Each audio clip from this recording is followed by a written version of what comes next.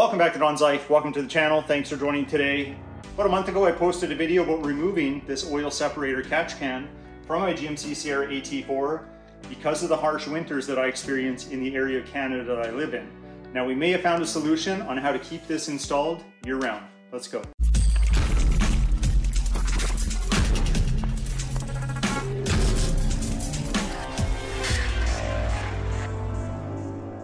So in that last video, I talked about the reason why I had to uninstall this catch can. Based on my research on getting a catch can in the first place, if you live in a very cold climate, I'm not talking just the freezing point where water turns to ice. I'm talking about where you go outside for 10 minutes and you could get frostbite and lose an ear. I'm talking about that kind of cold.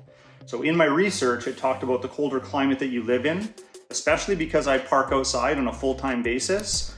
Every time I start my truck and turn off my truck, especially if I'm taking short trips, there is now an increased need to drain this can more frequently so I can avoid the buildup of condensation, which happens more in the cold weather. So based on my research, it indicated to me that I may have to empty this can even daily. Now, I'm the first to admit that emptying it daily does sound a little too frequent and may not be the case, and it may not be what you experience if you have a catch can and experience the same climates as me.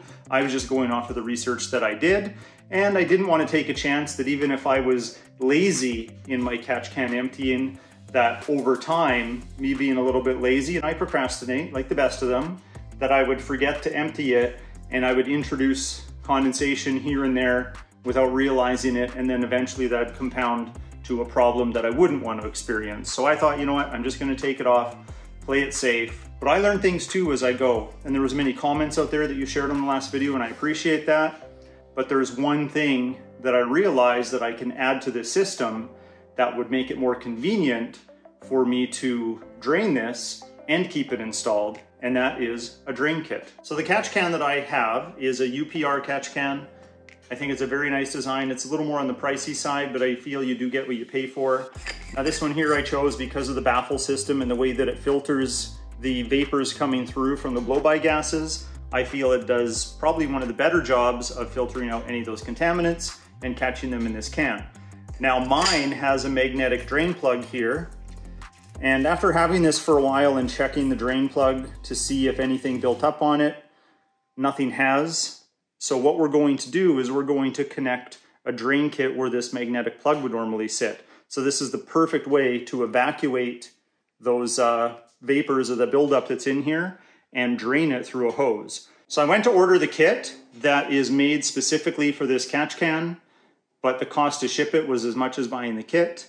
I'd have to order it from the US, I'm in Canada. I'd have to wait quite a while. I'd have to probably pay duty and the exchange rate. So it's probably gonna be like $100 all said and done, and I'd probably have to wait 3 weeks to 4 weeks. I'm too impatient for that. I'm sure I could go and get the pieces that I need and make my own, so that's exactly what we're going to do. So these are the things that we picked up. So first we picked up some oil-resistant hose, which is safe to have under the hood. It's safe to get a little bit warm because it is going to be close to the engine block. It's not going to be touching it or anything, but it's going to get quite warm, which we want to keep the fluid in liquid form, so when we drain it, it comes out easier. So I got 10 feet of this, relatively cheap. This is 3/8 inch diameter.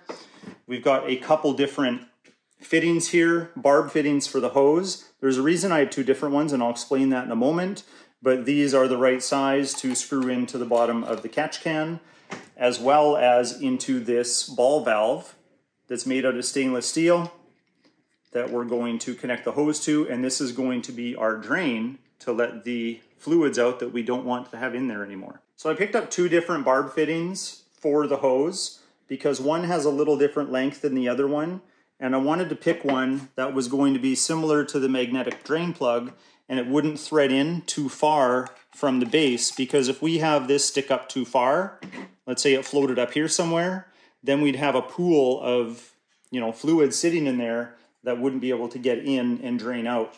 So if you look carefully at this brass one here, I'm not sure if it'll pick it up on camera, but once I put the thread tape on here, it's going to sit very close to flush with the bottom of the can, and that'll help us get the most amount of fluid out once it's settled in here. I'm going to install the fitting to the bottom of the catch can with some thread tape just to make sure we get a perfect seal. We'll also hook up one end of the hose to this barb, and we'll use a hose clamp to secure it in place. Then we'll take the full assembly into the truck, we'll install it, so that way we can figure out where the hose needs to go in the engine compartment while staying close enough to the engine block so it stays warm. So during those times where I feel like I need to drain the catch can or inspect it, the fluid's kept hot enough all the way through the hose that I can reach the valve, preferably outside the truck without popping the hood, to be able to get the contaminants out.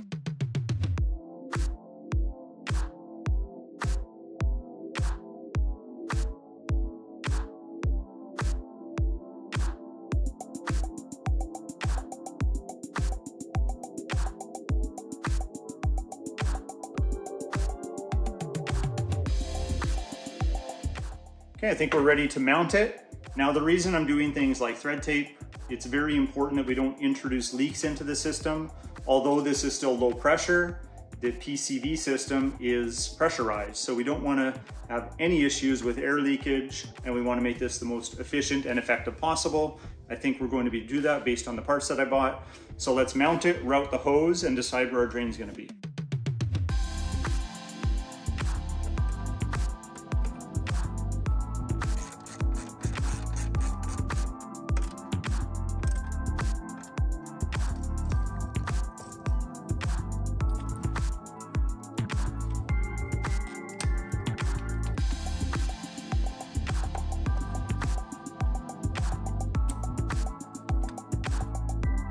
Okay, we have it mounted. We have our lines connected back to the system.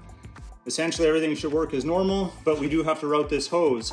So what we're going to do, if you want to come around here, so I think what I'd like to do is I'd like to have it come down in front of this hose on this side so it's not touching the exhaust manifold.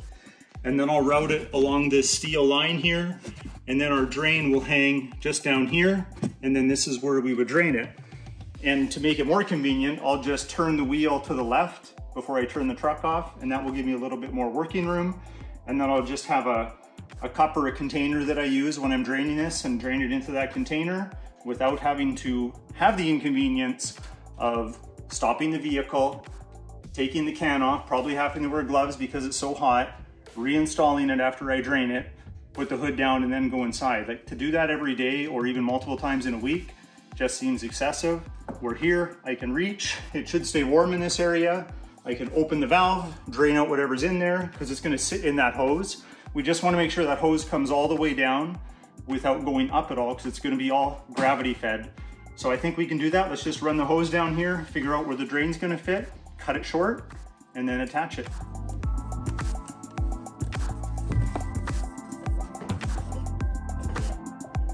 I think we lucked out. Our drain goes straight down, which is exactly what we want. And when you come through here, you can see it's on this side of everything. Should stay warm enough there. And we're going to attach it to the line here. So I'm gonna do a cut to cut this shorter because I've got way too much hose here. I probably only needed 18 inches and we have 10 feet. So we'll cut this here. I'm gonna use this PEX pipe cutter because it cuts right in the middle and makes a nice clean cut. So we'll cut it about here. Got a nice straight cut.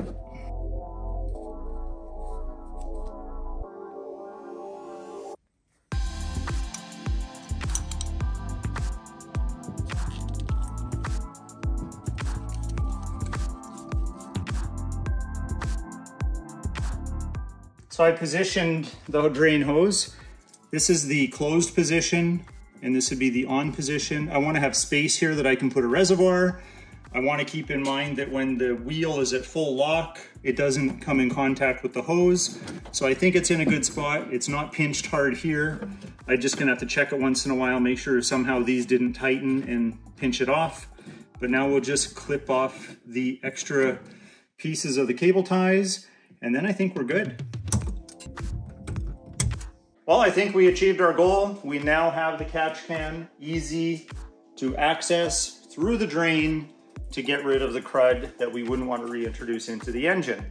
So I'll be the first to admit that I could have saved myself a lot of time and trouble had I just installed a drain kit and ordered it all together as one kit when I first started.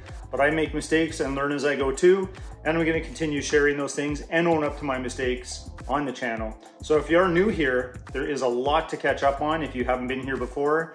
Just over my shoulder, looking at the truck, we have so much going on. We have our LED lighting, very cheap and inexpensive, that should have came with the truck, we installed right here. We have our air intake that's aftermarket, that's just been a beast, and I did put back the extra port cover in because it is winter and I don't want to introduce extra dust, so it's a little bit quieter than it was before, but it's still the loudest intake I've ever had.